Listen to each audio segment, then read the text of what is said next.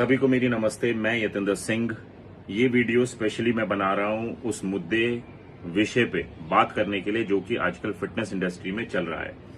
पिछले 22 सालों से मैं बॉडी बिल्डिंग कर रहा हूं, फिटनेस इंडस्ट्री में छोटा बड़ा काम करने की कोशिश कर रहा हूं, पर आज तक किसी भी कंट्रोवर्सी का हिस्सा मैं नहीं बना, ना ही मैंने कभी कोई क्रिएट की। पर जब बात आती है बॉडी बिल्डिंग पे, फिटनेस इंडस्ट्री पे, तो मेरा बोलना बनता है, क्योंकि मैं आज जो भी कुछ हूं वो सिर्फ और सिर्फ बॉडी बिल्डिंग की वजह से, फिटनेस इंडस्ट्री की वजह से। जो भी आदर, सत्कार, सम्मान, प्यार लोग देते हैं वो बॉडी बिल्डिंग की वजह से है। तो अगर बॉडी बिल्डिंग पे, फिटनेस इंडस्ट्री पे, स्पोर्ट्स पे बात आती है तो मैं चुप नहीं रह सकता। अब सबसे पहले तो मैं बोलना चाहता हूं कि मेरा कोई भी पर्सनल फेवरेट नहीं है, नॉर मेरी किसी से कोई पर्सनल दुश्मनी है। पर मैं साहिल खान से पूछना चाहता हूं कि ये स्टेटमेंट जो आपने दिया है कि जिस स्टेज पे आप खड़े होते हो, मींस खिलाड़ी चड्डी पहन के तेल लगा के, तो ऐसा स्टेटमेंट पास करना, क्योंकि मैं भी खिलाड़ी हूं, या जिस खिलाड़ी को आपने ये बोला था वो भी खिलाड़ी है, और खिलाड़ी बाद में होता है, खेल पहले। इसीलिए खेल भावना होना बहुत ज्यादा जरूरी है हर खिलाड़ी के अंदर, जो कि होती भी है। वो जब आप कभी कोई खेल खेलोगे, किसी गेम से जुड़ोगे, तो आपको पता चलेगा खेल भावना क्या होती है। पर इस स्टेटमेंट ने मेरे साथ साथ हर उस खिलाड़ी का दिल दुखाया है जिसने अपनी कंट्री को रिप्रेजेंट किया, उसके लिए मेडल लेके आया, दिन रात एक की, अपने घर बार तक को त्याग दिया। उन सभी का आप सभी लोग, आपने, साहिल खान ने दिल दुखाया है, उसमें से मैं भी एक हूं। इसलिए मुझे आज बोलना पड़ रहा है, क्योंकि ये एक ऐसी स्टेटमेंट है जो मतलब जिसकी जितनी ज्यादा निंदा की जाए वो भी कम पड़ेगी। इसीलिए आज हर खिलाड़ी आपके खिलाफ खड़ा है। और सच में साहिल खान, अगर आप कुछ अच्छा काम करते तो सब आपके साथ होते, पर क्योंकि इस तरह की स्टेटमेंट, चड्डी, तेल, स्टेज पे खड़े होते हो, वहां आप XYZ होते हो, तो इस तरह की स्टेटमेंट की वजह से आज हर खिलाड़ी आपके खिलाफ खड़ा है। उसमें मैं भी हूं, मुझे भी बोलना पड़ रहा है। और दूसरा, अगर आपकी किसी से भी कोई पर्सनल दुश्मनी थी तो आपको उसके साथ बैठ के पर्सनली सॉर्ट करनी चाहिए थी। वो किसी भी मैटर की हो सकती है। उसको सोशल मीडिया तक लाना, ठीक है, फैमिलीज को इंक्लूड करना, उनकी क्लोज वंस को इंक्लूड करना, उनको ट्रोल करना, साइबर बुलिंग के अंडर आता है। आप किसी को ऐसे हरास नहीं कर सकते जैसे कि आपने मनोज पाटिल को किया है। मेरी कभी मनोज पाटिल से बात नहीं हुई, बट दिल इसीलिए जुड़ा हुआ है क्योंकि वो बॉडी बिल्डिंग करता है, तो मैं इसीलिए उसका सम्मान करता हूं। तो आपने उसको इतना ट्रोल किया कि वो एक ऐसा स्टेप लेने पे मजबूर हो गया जो कि किसी को भी नहीं लेना चाहिए। यहां पे भी मैं बोलना चाहूंगा मनोज पाटिल को कि आपका जो सुसाइड का अटेम्प्ट की कोशिश थी, बेसिकली मैं उसकी घोर निंदा करता हूं, क्योंकि मैं आपको ये कहना चाहता हूं कि आपको बहुत ज्यादा यूथ फॉलो करता है।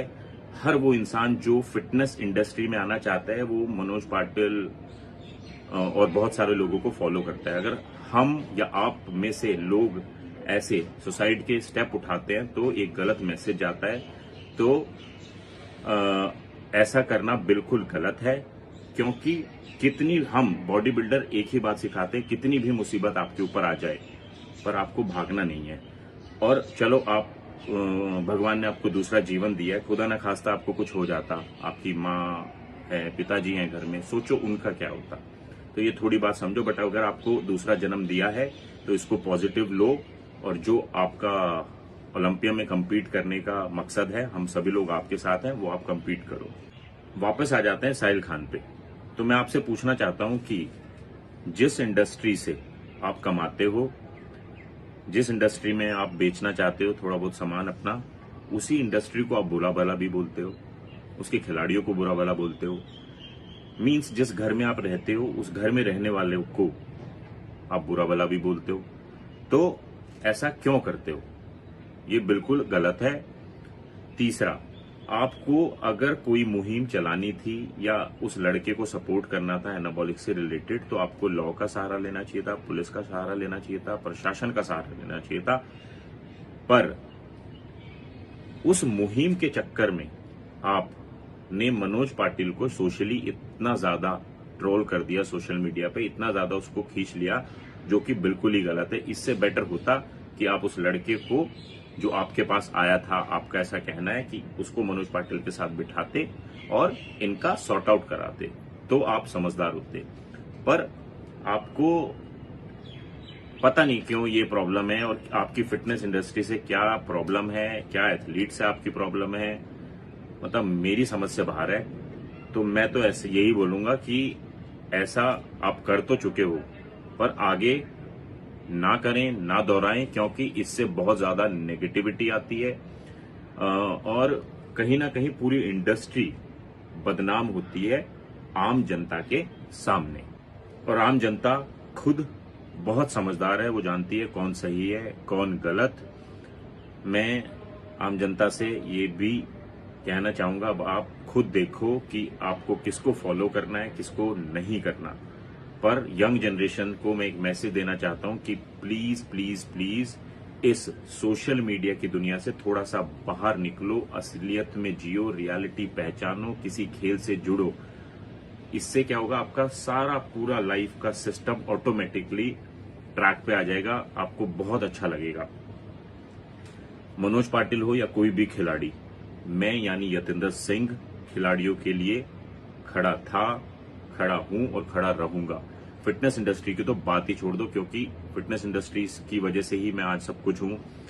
तो मेरा कर्तव्य बनता है फिटनेस इंडस्ट्री के लिए खड़े रहना, जो कि मैं हूं और रहूंगा इन फ्यूचर भी।